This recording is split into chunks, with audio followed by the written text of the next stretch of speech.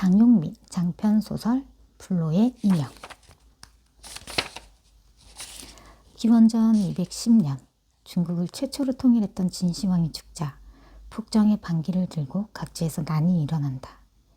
그중 가장 강대했던 세력이 초나라 귀족의 후예 항우와 패당에서 농부의 아들로 태어난 유방이었다. 그들은 초나라 왕족 웅심을 왕으로 옹립하여 회왕이라 칭하고 진나라를 공격한다. 병법에 능하고 기계가 장대했던 항우는 휘하에 모여든 40만 대군을 거느리고 반란군을 이끈다. 동하와 정도 등에서 연전연승하던 항우는 거룩 전투에서 진나라 장군 장안의 정예 부대마저 패퇴시키고 항왕이라 칭송받는다. 그 무렵 황제가 되려는 항우의 야심을 눈치챈 회왕은 항우를 견제하기 위해 다음과 같은 명을 내린다. 함양에 가장 먼저 입성하여 그것을 평정하는 사람을 관중의 왕으로 임명하겠노라. 진나라의 수도 함양을 점령하는 것은 반군의 승리를 의미했다. 항우는 곧장 군대를 이끌고 함양으로 진군한다. 하지만 천신만고 끝에 도착한 함양은 이미 유방의 손에 넘어간 후였다. 분노한 항우는 회왕의 명을 무시하고 함양을 포위한 후 홍문에 진을 친다. 당시 유방의 군대는 채 10만이 안 됐으며 그마저도 오합지졸에 불과했다. 전세는 압도적으로 항우에게 유리했다. 이에 유방의 군사 장량은 후위를 기약하고 일단 항우에게 사죄할 것을 진언한다. 그리하여 유방은 100기의 군사만을 거느리고 함양성을 나와 홍문으로 향한다. 회수에서 부풀어 오른 구름은 부풍에 몸을 싣고 숱한 제국의 흥망성쇠보다 빠를 것도 없는 걸음으로 이곳 관중에 모여들었다. 하지만 중원에 새로 일어난 예측 못한 기운 덕에 쉽사리 비를 뿌리지 못하고 길 잃은 양떼처럼 저 멀리 해안 땅으로 밀려났다. 수개월 전만 해도 황금색 귀리가 일렁이던 들녘은 군마의 발굽에 짓밟혀 메마른 흙먼지만 잃었다. 그 너머로 사람 인자 대형을 이룬 기러기떼가 끼룩끼룩 날고 있었다. 해 주위 운기가 청명하고 경계가 뚜렷한 걸 보니 패착은 면할 듯합니다. 장량이 구름 모양을 살피며 말했다. 천상에 능통한 장량이었지만 거사를 앞두고 청기를 발설한 건 이번이 처음이었다. 그만큼 상황은 절박했다. 패착이라. 유방은 말 안장에 앉아 항우의 진영을 내려다보고 있었다. 가뜩이나 까무잡잡한 얼굴에 짙은 그늘이 드리워졌다. 유방은 군사 장량, 기장 번쾌와 함께 홍문에 도착해 있었다. 진홍빛 3층 지붕을 투구마냥 쓰고 있던 성문 앞 벌판에는 초나라의 황색 군기가 추수철 귀리밭처럼 빼곡히 펄럭이고 있었다. 언뜻 보아도 10만 기는 좋긴 없는 수였다. 그 아래 항우의 군사들이 밥짓는 연계가 벌판을 뿌옇게 뒤덮고 있었다.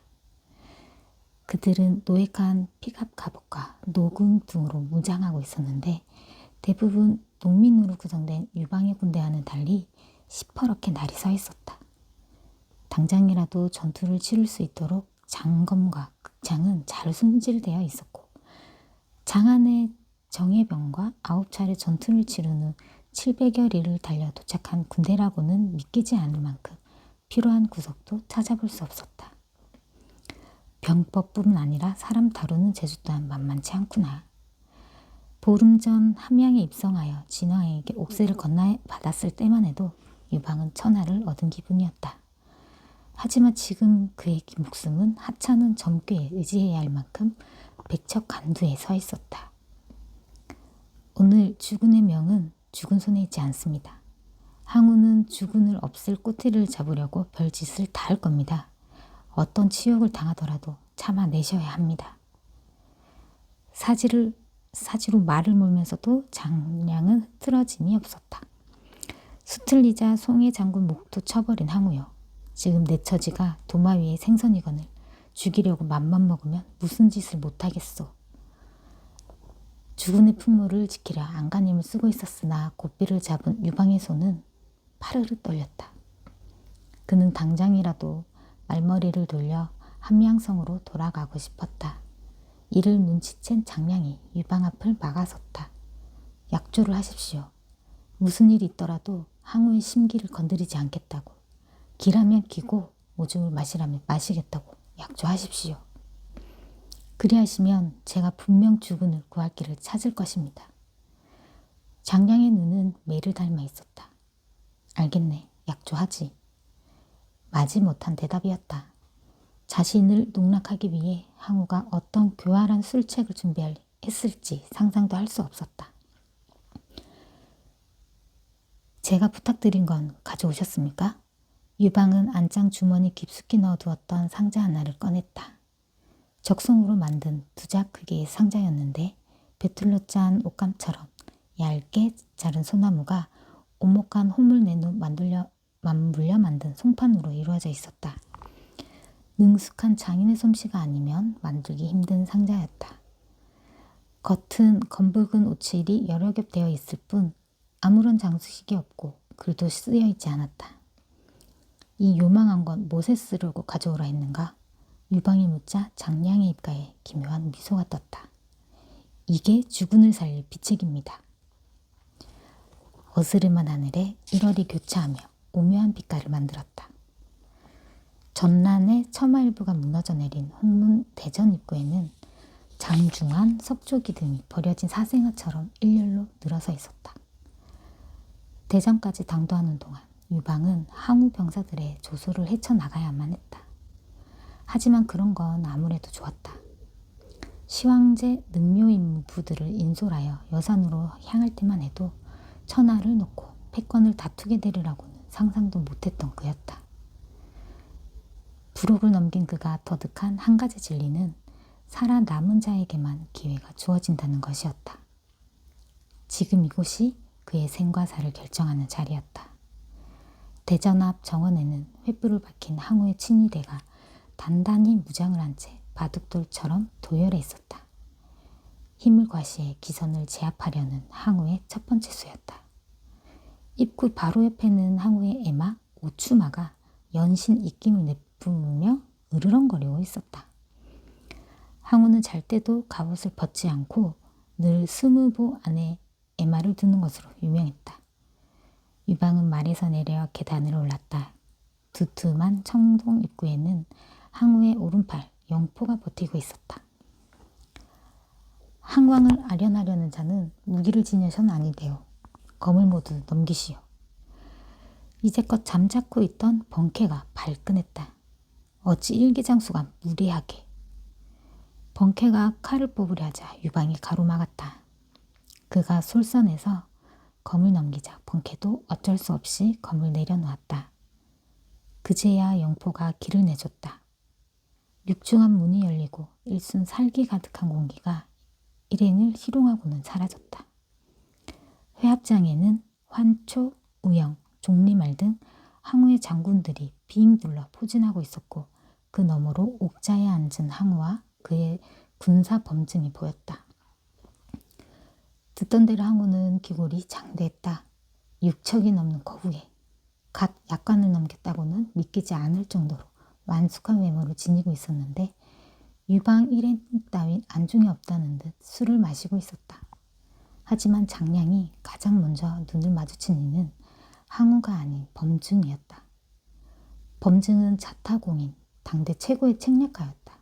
오늘 회합에서 살아남기 위해선 그를 넘어야만 했다. 항왕, 충직한 신하 유방이 문안인사 여쭈옵니다. 유방이 고개를 숙이며 말했다. 누구? 그제야 항우가 술병을 내려놨다. 스스로 관중의 패왕이라 자처하는 유방이 왔습니다. 범증은 이미 장량과는 빛을 교함하며 수싸움을 벌이고 있었다. 아, 유방, 농부의 아들, 자네가 여긴 어쩐 일인가? 항우가 남은 술을 덜며 물었다. 신이 먼저 함량에 들어가 진왕에게 항복을 받은 건 모두 항왕을 위한 일이었습니다. 소인배들이 저의 충심을 왜곡하여 기괴한 소문을 퍼뜨렸사오나 그것은 사실이 아니옵니다. 이제 함량을 폐하께 바치고 파상으로 물려나려 하오니 허락해 주십시오. 유방의 목소리가 차가운 대전벽을 타고 쩌렁쩌렁 울렸다. 그 자리 모든 사람이 항우의 대답을 기다리고 있었다. 항우는 눈을 감은 채 마지막 술잔의 뒷맛을 음미하고 있었다. 일각의 시간이었지만 유방의 운명을 결정지을 절체절명의 순간이었다. 고개 숙인 유방의 뺨을 타고 한 줄기 식은땀이 흘러내리더니 코끝에 맺혔다. 술병이 비었는데 자네가 채워주겠나. 항우의 말에 유방은 무심코 고개를 들었다. 예? 코끝에 맺혔던 땀이 바닥으로 흩어졌다. 뒷문을 나서면 술단지가 하나 있을 거야. 그 안에 자네들을 위해 내 특별히 담근 술이 있으니 이 병 가득 담아오게. 분부대로 하겠나이다. 술병을 건네받은 유방이 돌아서며 힐끗 장량을 바라봤다.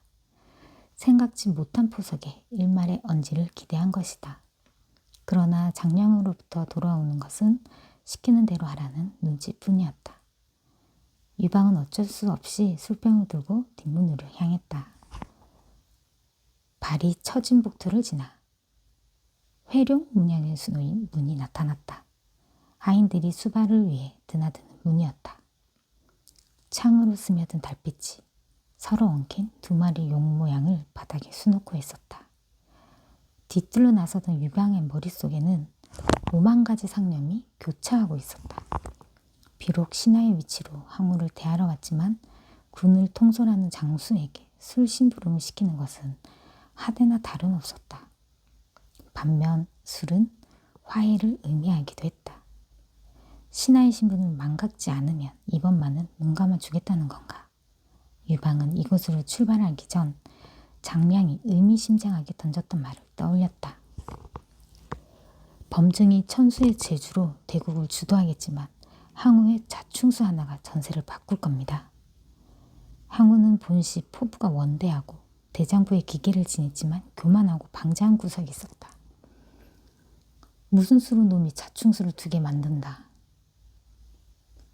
넓다랗고 화려한 대전의 위용에 비해 뒤뜰은 소박하기 그지없었다. 30평 남짓한 크기의 나지막한 벽돌 담장 위로 이제 막 든 금은달이 비스듬히 걸려 있었고 그 너머로 보초병이 칼날이 일정한 간격을 두고 교차했다. 술단지를 찾는 건 어렵지 않았다. 점화를 받치고 있던 기둥 아래 종이로 주둥이를 막은 단지가 놓여 있었다. 종이가 술에 변색되지 않은 것으로 미루어 담근 지 얼마 안 된 모양이다. 유방은 종이를 걷어내고 단지 안을 살폈다. 톡 쏘는 독주의 특유의 향이 코를 감싸고 코를 휘감아 치고 날아갔다. 유방은 술병에 술을 따르기 위해 단지를 들었다. 단지 안에는 묵직한 건더기가 들어있었다. 풍미를 위해 넣은 약초는 아니었다. 수박만한 크기의 둥근 물체였다. 유방은 달빛이 안에 고이도록 단지를 기울였다. 설마. 흐릿한 금음 달빛에 내용물이 어렴풋이 모습을 드러냈다. 헉! 순간 유방은 단지를 떨어뜨릴 뻔했다. 안에 든 건 다름 아닌 송이의 머리였다. 역시 고통에 눈을 질끈 감은 송이 장군의 머리가 피와 섞여 찐득하게 변해버린 술 위에 둥둥 떠 있었다. 유방은 그제야 항우의 속내를 알 수 있었다. 다음 술 단지의 주인은 내가 될 수도 있다. 유방은 서둘러 술병에 술을 담아 돌아갔다. 회합장의 눈이 온통 다시 등장한 유방으로 쏠렸다. 유방은 그들의 시선을 물리치며 성큼 항우 앞에 섰다. 분부하신 술을 채워왔습니다. 항왕. 그래, 술은 마음에 들던가? 항우가 은근히 떠봤다. 주문을 외듯 낮은 목소리로 묘한 긴장감을 싣고 유방의 가슴을 파고들었다. 이제껏 듣도 보도 못한 향취를 지니고 있었습니다. 맛은 보셨는가? 제 어찌 감히 항왕의 손에 손을 댈 수 있겠습니까? 그대를 위해 내 친히 담근 술이니 이번만은 먼저 시음하도록 허하겠네. 단 술병을 완전히 비워야 할 것이야. 한 방울이라도 남겨선 안 돼. 알아듣겠나? 예. 유방은 천천히 술병을 입에 가져갔다. 목이 술에 넘어갈 때마다 단지 속 송이 장군의 표정이 떠올라 구역질이 났지만 목숨과 견줄 바는 아니었다. 드디어 한 모금을 넘기자 유방은 입을 틀어막았다. 왜? 술이 입에 안 맞으시는가? 그럴 리가 있겠습니까? 유방은 간신히 구토를 참고 있었다. 송이는 병사들이 굶주리는 건 아랑곳 않고 진중에 들어앉아 술만 마셔댔다. 하늘이 때를 내렸음에도 이를 보지 못하는 자가 상장군이라 하여 내 앞을 막았다. 그런 자의 목을 쳤기로 써니 어찌 죄가 되겠는가? 안 그런가, 유장군? 이제껏 술기운에 흐렸던 항우의 눈매가 언제 그랬냐는 듯 매섭게 유방의 일거수일투족을 지켜보고 있었다. 유방은 그 눈빛에서 힘에 대한 맹신에서 비롯된 끝모를 야심을 읽을 수 있었다. 이 순간 그의 앞을 막는 어떤 것도 성치 못할 듯 했다. 여차하면 하늘의 뜻마저도 바꿀 기세에 유방은 온몸이 저려왔지만 그건 기다리던 자충수이기도 했다. 하늘의 뜻이 항왕께 이끌거늘 제 어찌 감히 왈가왈부하겠나이까. 저 역시 오래전부터 항왕의 의협심을 흠모하여 순간 역겨움을 참지 못하고 유방은 바닥에 토하고 말았다. 한 번 시작된 구토는 멈출 수 없었다. 유방은 연신 신음을 하며 내용물을 쏟아냈다. 송이 장군의 피를 흠뻑 머금은 술이 바닥에 흥건히 퍼져나갔다. 일순 시간이 멈추며 천만근 긴장감이 회합장을 짓눌렀다. 항우가 내린 화의 줄을 면전에서 뱉어버린 것이다. 격한 성미의 항우가 분을 문참고 칼을 빼들 것은 불을 보듯 뻔했다. 하지만 그들 중 유일하게 회심의 미소를 짓는 이가 있었다. 장량이었다. 그는 유방이 연기를 하고 있다는 걸 간파하고 있었다. 유방은 항우의 자만심을 끌어내기 위해 스스로를 초라하게 몰고 있었다. 그리고 그 의도는 보기 좋게 들어맞았다. 토사물 위를 뒹굴고 있는 유방을 지켜보던 항우가 박장대소했다. 뒤를 이어 항우의 장수들이 따라오기 시작했다. 회합장은 온통 유방을 향한 조롱으로 넘쳐났다.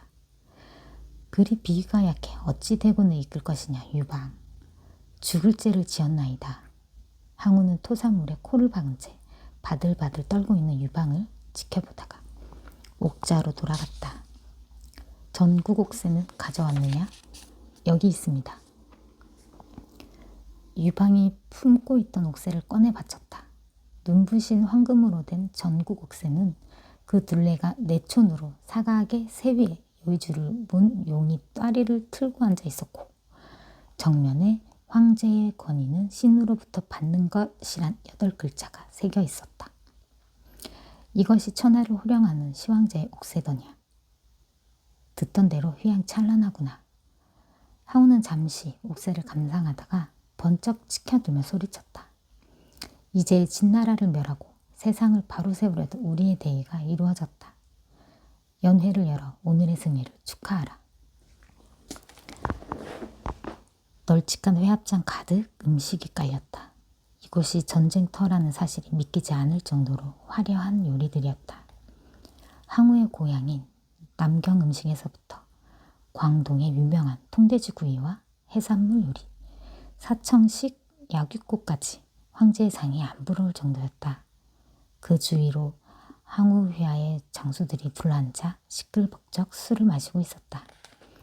유방은 장량, 번쾌와 함께 항우 옆자리에 앉아 조용히 그 모습을 지켜보고 있었다.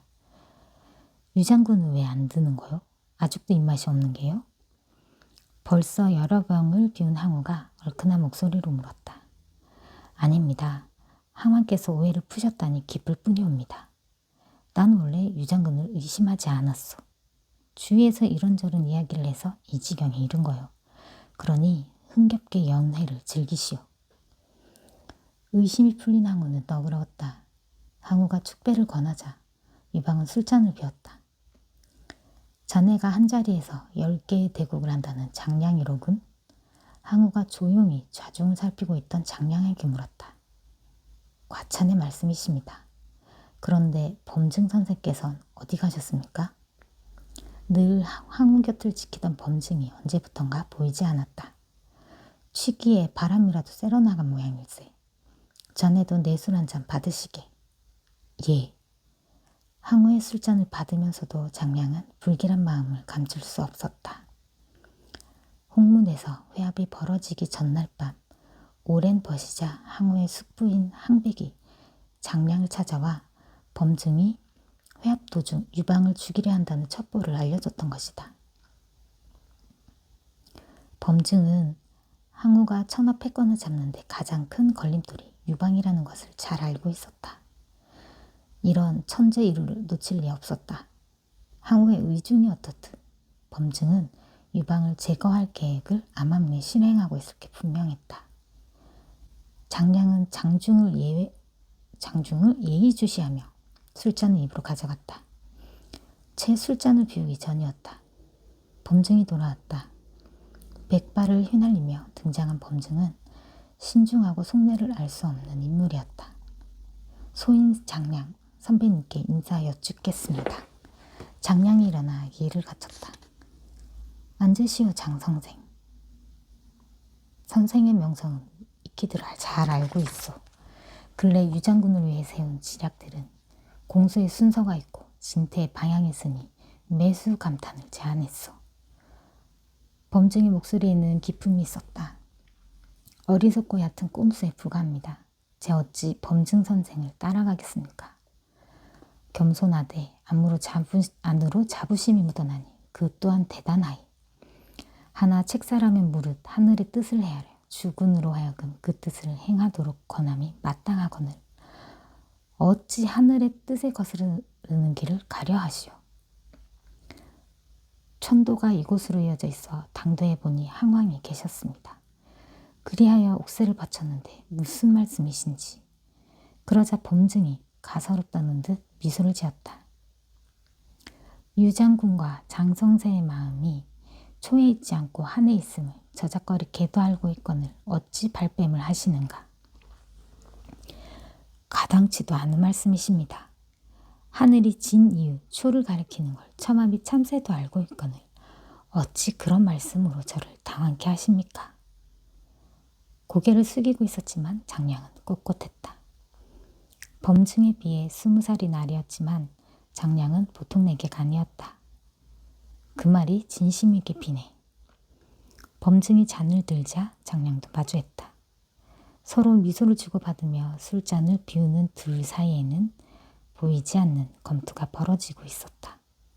예리한 칼날이 부딪힐 때마다 섬광이 사방으로 튀었고 일진일퇴를 거듭하듯 서로의 심장을 노리고 있었다. 하지만 두 사람 외에는 아무도 칼 부딪히는 소리를 들을 수 없었다. 먼저 일격을 가하니는 범증이었다. 술잔을 모두 비우자 범증은 고개를 돌려 장군들 틈에서 대기하던 항장을 바라봤다. 찰나의 순간 눈빛을 읽은 항장이 보일 듯 말 듯 고개를 끄덕이더니 연회장 중앙으로 성큼 나섰다.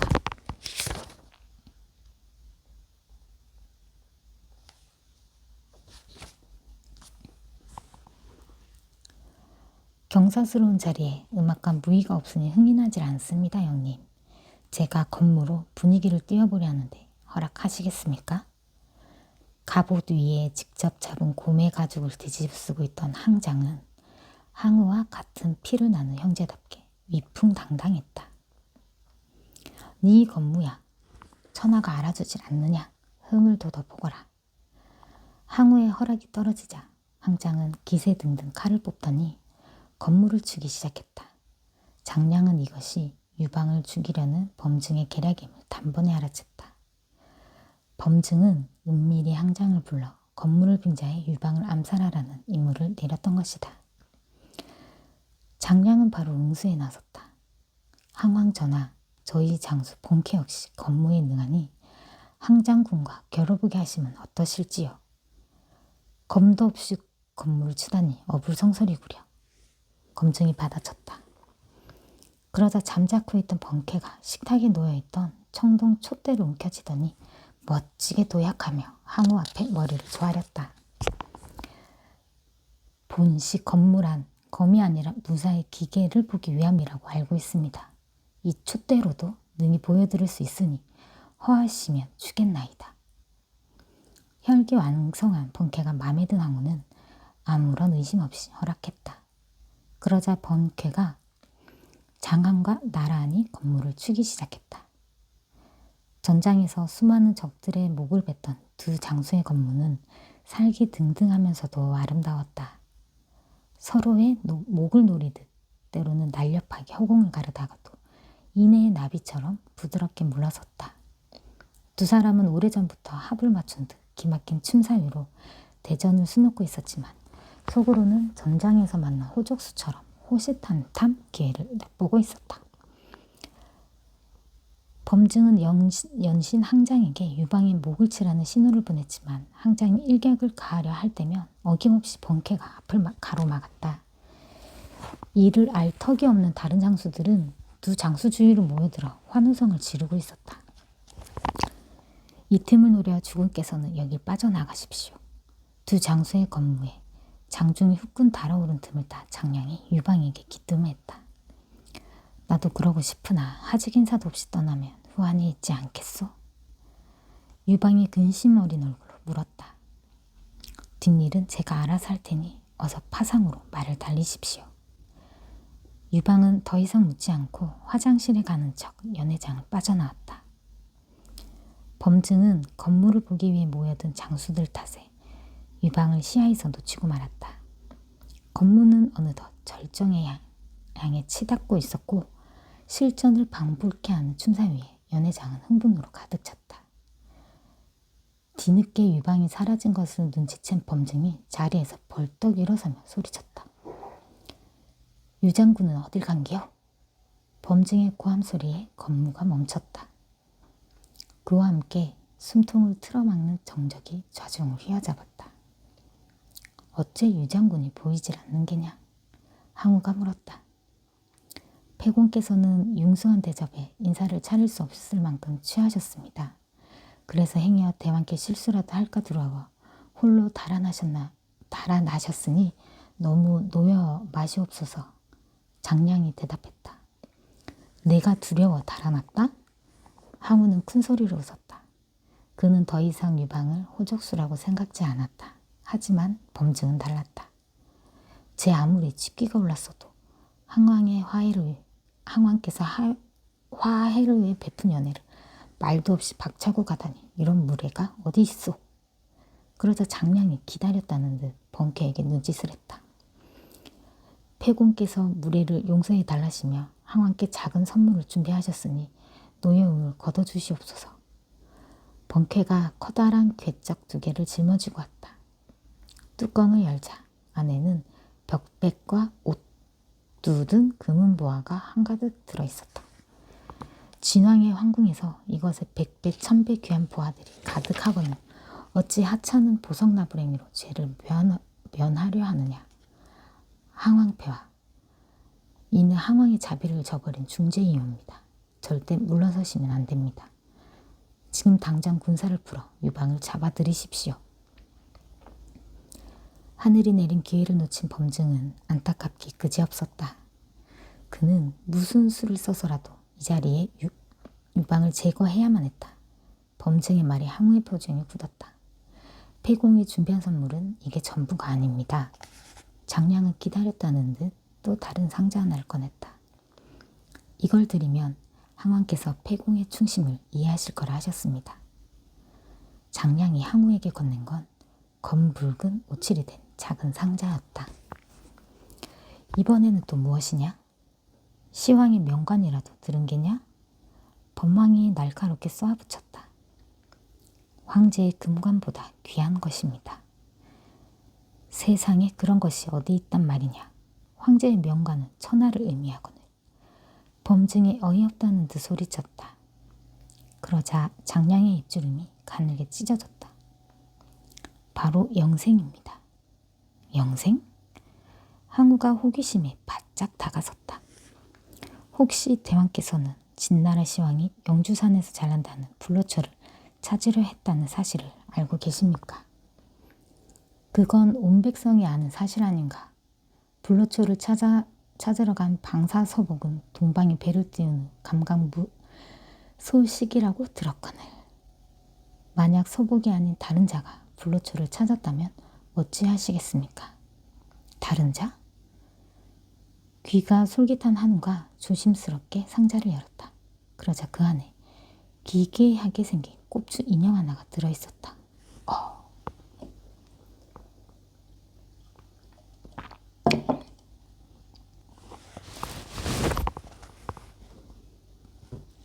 경매장은 전 세계에서 몰려든 큐레이터와 아트 딜러들로 발 디딜 틈이 없었다. 모두 요하네스 페르메이르의 작품 때문이었다. 모나리자와 비견될 만큼 신비로운 표정으로 유명한 진주 귀걸이를 한 소녀의 작가 페르메이르는 평생 37점의 작품만을 남긴 것으로 알려져 있었다. 그런데 석 달 전 익명의 소장가가 38번째 작품이라고 주장하는 그림을 공개하자 미술계는 발칵 뒤집혔다. 그림은 흰 두건을 쓴 여인이 빨래를 하는 모습으로 페르메이르 특유의 카메라 오브스쿠라를 이용한 비현실적인 구도로 그린 것이었는데 나오자마자 곧바로 격렬한 진위 논란을 불러일으켰다. 하지만 저명한 미술감정사 조셉 앙리 비앙이 두터운 임파스토의 전묘 같은 붓터치 등으로 미루어 우유를 따르는 여인과 비슷한 시기에 만들어진 진품이라고 인정하면서 대중의 호기심은 작품 가격으로 몰렸다. 페르메이르 작품의 희귀성과 높은 완성도로 미루어 평론가들은 역대 최고가를 기록했던 뭉크의 절규를 가뿐히 뛰어넘을 것으로 예상했다. 붉은 카펫이 깔려있는 경매장에는 딜러 외에도 역사적인 광경을 목격하기 위해 몰려든 기자와 참관인으로 넘쳐나고 있었다. 8,700만. 한 딜러의 외침에 장내는 술렁이기 시작했다. 소더비 경매장이 생긴 이래 최고가였다. 8,700만 유로 나왔습니다. 다른 분 안 계십니까? 네덜란드가 낳은 17세기 최고 화가 요하네스 페르메이르의 작품입니다. 세계에서 단 38분만 누릴 수 있는 행운을 선택하실 분 없습니까? 흥분한 경매 진행자가 큰 소리로 외쳤지만 장내는 망설임만 가득할 뿐 그 이상의 가격은 나오지 않았다. 그럼 카운트다운 하겠습니다. 콜이 없으면 요하네스 페르메이르의 38번째 작품은 119번 손님에게 갑니다. 자, 시작하겠습니다. 셋, 둘, 하나. 경매 번호 390441 페르메이르 작품 팔레타의 여인은 8,700만 유로에 119번 손님께 낙찰됐습니다. 떠나갈 듯한 박수가 터져나오며 낙찰자를 향해 축하가 쏟아졌다. 전광판에는 낙찰된 딜러의 번호와 최종 낙찰가가 번갈아가며 화면을 채우고 있었다. 미술품 경매사상 최고가를 갱신한 것 치고는 초라한 세레머니였다. 각 신문과 방송기자들은 단숨에 억만장자가 된 소장가의 신원을 밝히려고 파악하느라 여념이 없었다. 그런 북새통을 뒤로하고 또 다른 경매품 하나가 조용히 모습을 드러냈다. 아무도 관심을 두지 않는 고대 중국의 유물이었다. 인형이구만. 금이 간 항아리에 물을 부은 것처럼 순식간에 사람들이 빠져나간 매장에는 마땅히 갈 곳이 없어 남아있는 듯한 참관인 몇 명만이 자리를 지키고 있었다. 그럼 마지막 경매를 시작하겠습니다. 이번 작품은 기원전 210년경 중국 진나라 시대의 인형입니다. 진행자가 벨벳을 걷어내자 유리상자 안에 경매품이 고개를 내밀었다. 2000년 전 만들어졌다고는 믿기지 않을 정도로 정교한 목각 인형이었다. 30cm 크기의 인형은 팔다리가 자유자재로 움직일 수 있도록 각 관절마다 말총으로 만든 끈과 청동고리로 연결되어 있었고, 소나무 재질로 된 몸체에는 세월에 식혀 흐릿하게 변한 채색 흔적이 남아 있었다. 겉에는 무명으로 만든 호복을 거치고 있었고, 애초부터 신발이 없던 발은 발톱까지 섬세하게 조각되어 있었다. 가장 인상적인 것은 생김새였다. 인형은 꼽추였다.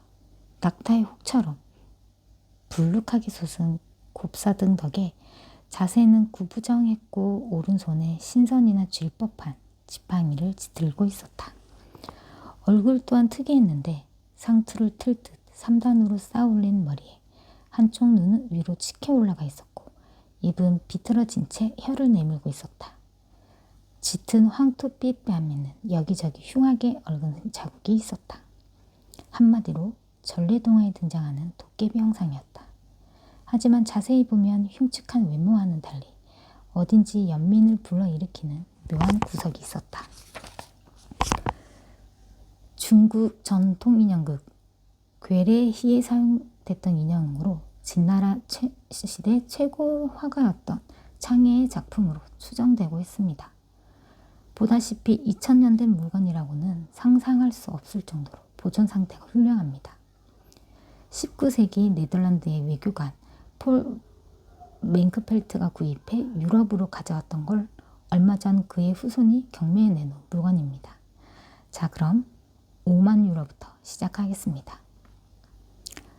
진행자가 최초 경매가를 불렀지만 드문드문 앉아있던 참관인들은 매물이 적힌 플랫폼을 뒤적일 뿐 반응이 없었다. 5만 유로 없습니까? 진나라 시대 천재화가 창의의 작품에 관심 있는 분 안 계십니까? 진행자의 목소리가 공허하게 매장에 울려 퍼졌다. 이대로 낙찰자가 없을 경우 유착될 수도 있었다. 그때였다. 5만 유로. 맨 구석자리에 앉아있던 한 동양인이 번호판을 들었다. 포마드로 깔끔하게 머리를 넘긴 남자는 세빌로 스타일의 정장을 입고 있었는데 한눈에 일본에서 온 재력가임을 알 수 있었다. 그는 매장의 빅토리아식 인테리어와 어울리게 메이지 유신 당시 근대화를 위해 영국으로 파견된 일본의 신지식 냄새를 풀풀 풍기고 있었다. 5만 유로 나왔습니다. 다른 분 안 계십니까? 진행자가 부추겼다. 10만 유로. 또 다른 입찰자가 나타나자 입맛 일본인이 돌아봤다. 놀랍게도 새로운 입찰자 역시 검은 눈의 동양인이었다. 그는 일본인 입찰자와는 달리 허름한 검은 양복에 노타이 차림이었는데 또 다른 2명의 남자를 대동하고 있었다. 일본인 입찰자는 그의 출연을 예상 못했는지 당황한 기색이 역력했다.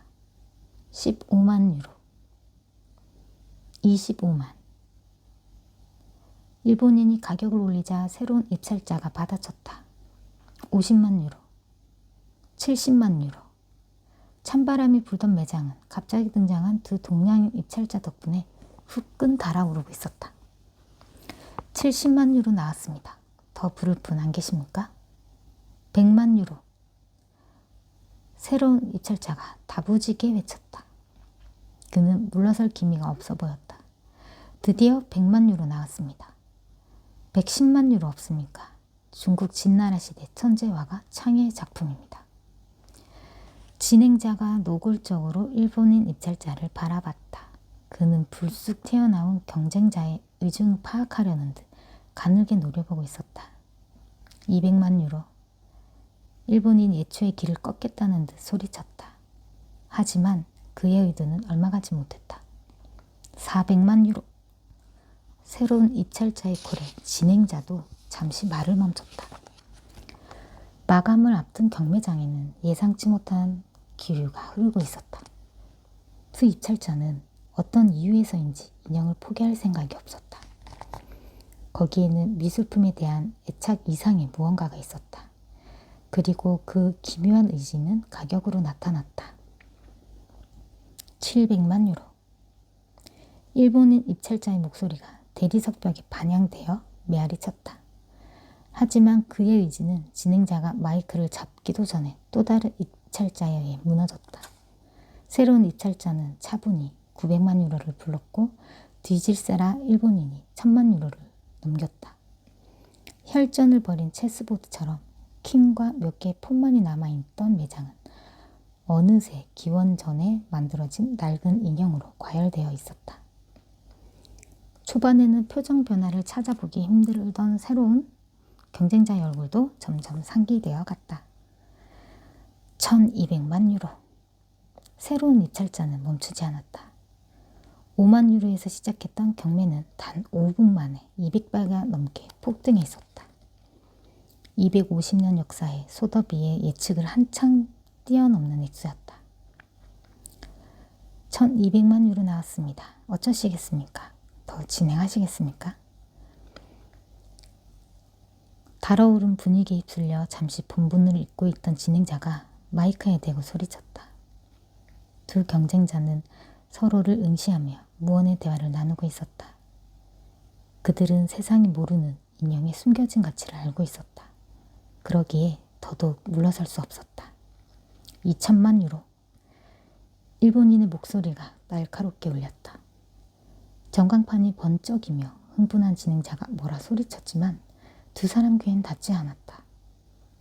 일본인은 덤빌 테면 덤벼보라는 듯 경쟁자를 향해 조수를 날렸다. 이제껏 바위처럼 꿈쩍 않던 새로운 경쟁자의 눈가가 짓눌린 분기에 떨리고 있었다. 그는 동행한 다른 남자들과 번갈아 긴 말을 나누더니 입술을 지그시 물었다. 일본인은 바짝 긴장해서 그의 일거수일투족을 놓치지 않고 있었다. 경매 번호판을 만지작대던 경쟁자는 결국 자리에서 일어나 매장을 빠져나갔다. 입구를 나서던 경쟁자의 날카로운 눈매가 돈 묻은 화살촉이 되어 일본인의 뒤통수에 꽂혔다. 하지만 이내 문 너머로 사라졌다. 더 이상 콜이 없으면 진나라의 천재화가 창의 인형은 27번 입찰자에게 넘어갑니다. 카운트하겠습니다. 셋, 둘, 하나, 경매번호 347207. 중국 진나라 목각 인형은 27번 입찰자께 낙찰됐습니다. 진행자가 경매봉을 내리치자 그제야 일본인은 안도의 한숨을 내쉬었다. 아직도 경매의 여운이 가시지 않았는지 경쟁자가 앉았던 의자를 바라봤다. 경매가 끝났는데도 앙금이 얼룩처럼 응어리져 있었다. 검은 슈트의 경쟁자는 분명 인형의 비밀을 알고 있었다. 만약 그렇다면 절대 포기하지 않을 게 분명했다. 그만큼 비밀은 치명적이었다. 조치가 필요했다. 일본인은 일단 서류를 작성하기 위해 담당자를 따라 경매장을 떴다. 일본인을 태운 은색 제규어는 웨스트본 파크로드를 지나고 있었다. 목적지로 가기 위해서는 홀랜드 파크 에버뉴를 지나야 했지만 이 길을 택한 건 막히는 일이 거의 없기 때문이었다. 겨울을 재촉하는 비가 한적한 도로 위를 뒹굴던 낙엽들을 추적추적 적시고 있었다. 경쟁자가 생기는 바람에 가격이 예상보다 높아졌습니다. 지금 신원을 조사하고 있습니다. 이건 제 생각입니다만 오래전부터 인형을 찾고 있었던 것 같습니다. 그렇다면 모임의 존재도 알고 있을 가능성이. 일본인은 옆에 놓여있는 티타늄 케이스를 쓰다듬었다. 지문인식 잠금 장치가 달린 은빛 가방 안에는 방금 전 낙찰받은 인형이 들어있었다. 만약을 대비해 차에는 2명의 무장경호원이 동승해 있었고 수갑으로 가방과 손이 연결되어 있었다. 지금 대사관으로 가는 중입니다. 도착하는 즉시 본국으로 이송하겠습니다. 상대방의 신원을 파악하는 대로 연락드리겠습니다. 그럼. 전화를 끊자 일본인은 무의식적으로 한숨을 내뱉었다. 계획대로 인형을 입수했지만 떨떠름한 뒷맛이 남아있었다. 대체 누굴까? 어떤 경로를 통해 인형의 존재를 알게 된 걸까? 일본인은 조심스럽게 티타늄 케이스에 엄지손가락을 가져댔다. 지문인식기가 주인을 알아보자 가방이 입을 벌렸다. 부드러운 쿠션에 둘러싸인 꼽추 인형이 몸을 웅크린 채 잠들어 있었다. 6번째 인형. 일본인이 주문을 외듯 낮게 중얼댔다. 그 말에 잠이 깬 인형이 눈을 떴다. 순간 일본인은 움찔 손을 댔다. 인형은 본래 기울기에 따라 눈꺼풀이 움직이도록 제작되어 있었다. 그런데 자신을 부르는 목소리에 반응하듯 눈을 뜬 것이다. 자세히 보니 인형은 불길한 구석이 있었다. 달이 없는 밤, 저주받은 저택에서 부모의 피를 먹고 태어난 아기처럼. 빵빵. 경적 소리에 일본인은 정신을 차렸다. 커다란 트럭이 2차선 도로 한가운데를 차지하고 멈춰 있었다. 무슨 일이야? 알아보고 오겠습니다. 조수석에 타고 있던 경호원이 차에서 내렸다. 그 사이 일본인은 가방을 닫고 잠갔다. 경호원은 천천히 트럭 운전석을 향해 걸어갔다. 트럭은 시동이 걸려 있었다. 10년 전 독일에서 태어난 트럭은 나이가 무색하게 걸걸한 엔진 소리를 뿜고 있었다. 타이어도 이상 없었고 오일이 새는 것도 없었다. 뻔하지 뭐. 경호원은 운전석 안을 살폈다. 라디오 소리가 작게 울리는 운전석은 무슨 일인지 비어 있었다. 주위를 둘러봤지만 기사는 보이지 않았다.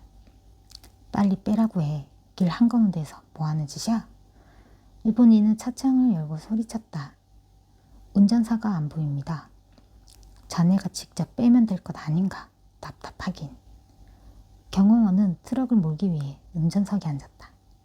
사이드 브레이크를 풀고 기어를 넣으려던 순간이었다. 뭔가 이상했다. 오랜 경험에서 오는 일종의 직감이었다.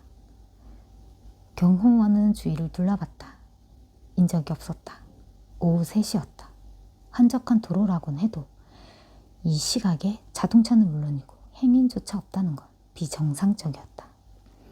마치 여왕의 행차를 위해 의도적으로 봉쇄한 것처럼 도로 전체가 텅 비어 있었다. 안 좋은 징조. 경호원은 서둘러 트럭을 빼기 위해 엑셀레이터를 밟았다. 그때였다. 반대편 도로에서 괴성을 지르며 15톤짜리 볼보 트럭이 달려들었다. 트럭은 일본인이 타고 있던 제규어의 옆구리를 들이받더니 인도를 지나 시멘트 담장까지 밀어붙였다. 제규어는 버려진 알루미늄 캔처럼 비참하게 구겨졌다. 제기 불능인 걸 확인한 트럭이 뒤로 물러나자 반쯤 기울어졌던 제규어가 완전히 뒤집어졌다. 창문은 남아나지 않았고 엔진에선 연기가 치솟았다. 뒤늦게 경호원이 총을 꺼내 들고 달려왔다. 하지만 볼보 트럭에 타고 있던 자가 총을 쏘자 제대로 반격 한 번 하지 못하고 그대로 고꾸라졌다. 순식간에 아수라장으로 변한 도로에는 다시 정적이 가득했다. 트럭 조수석에서 누가 내렸다. 경매장에서 만났던 검은 양복의 동양인이었다. 그는 흐트러진 머리를 쓸어 올리더니 부서진 제규어로 다가갔다. 완파된 자동차 문 너머로 티타늄 케이스가 고개를 내밀고 있었다. 가방은 무사했다. 검은 양복은 주저앉고 가방을 집어들었다. 하지만 일본인의 손과 수갑으로 연결되어 있던 가방은 꿈쩍도 안 했다. 넌 누구냐? 일본인이었다. 온몸이 피투성이었지만 아직 숨은 붙어 있었다. 왜 이 인형을 노리는 거냐? 그는 증거사진을 찍듯 검은 양복의 얼굴을 뚫어지게 응시했다. 이 인형의 주인은 너희 일본이 아니다. 말을 마치자 검은 양복은 망설임 없이 일본인을 향해 총을 발사했다. 총알이 관통한 일본인의 머리가 맥없이 바닥에 고꾸라졌다. 죽음을 확인한 후 검은 양복은 쇠사슬을 향해 한 발을 더 발사했다. 경쾌한 새소리와 함께 수갑이 끊어지자 검은 양복은 가방을 들고 유유히 사라졌다. 지문인식인데. 장용민 장펄 소설 불로의 인형 홍문의 회 첫 번째 이야기